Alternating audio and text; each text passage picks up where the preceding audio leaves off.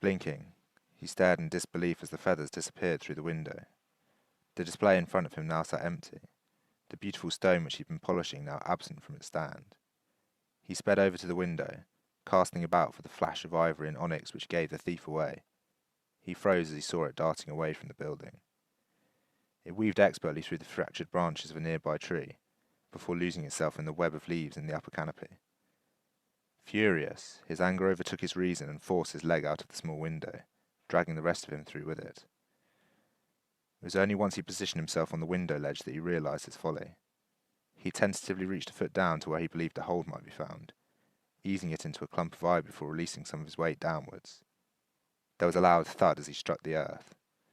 He was fortunate that the window had only been on the first floor, but he still felt the full force of the fall running through him with a vicious electricity. Gritting his teeth, he hitched up his robes and pulled himself to his feet, racing over the dewy grass towards the tree which sat alone at the far side of the museum's grounds. It didn't take him long to reach the tree's base.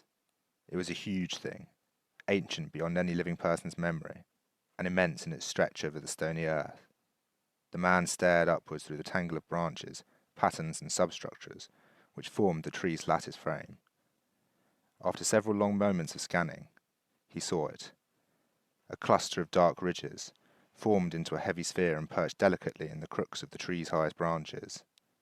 He could hear the taunting chirps of the thief, faintly daring him to retrieve what was his.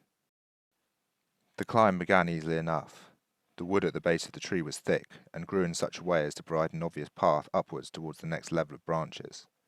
He made quick progress, his now bare feet easily forcing his body up further into the clutches of the tree. A smugness began to creep over him.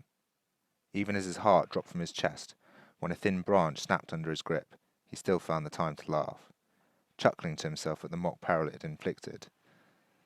His hubris began to fade, however, as he came within touching distance of the little bird's nest. The branches had thinned significantly, bleeding out into thread-thin spindles which seemed to float in the open air. He couldn't quite believe that they carried the strength to keep the nest in place. After waiting a few moments to steel himself, the man realized that if he edged across the branch upon which he was perched, he ought to be able to ease the net beneath the line of his eyes, where he could then snatch back the stone. Cautiously, he began to pull himself further from the trunk, his frame now hovering precariously over the ground below. As he edged closer to the nest, he was startled as a bundle of feathers burst from it. The thief fled in a swirl of sharp noise and settled itself on a nearby branch, its eyes focused calmly on the figure reaching towards its home. The man's heart dropped as he wobbled on the little branch.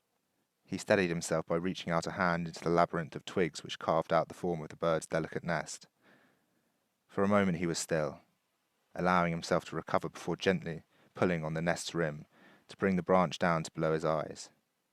The stone was inside. It shimmered against a mess of shattered egg fragments and a few worthless trinkets. His eyes were caught, however, by the glistening light which shone from the forms of two items lying delicately at the nest's far end.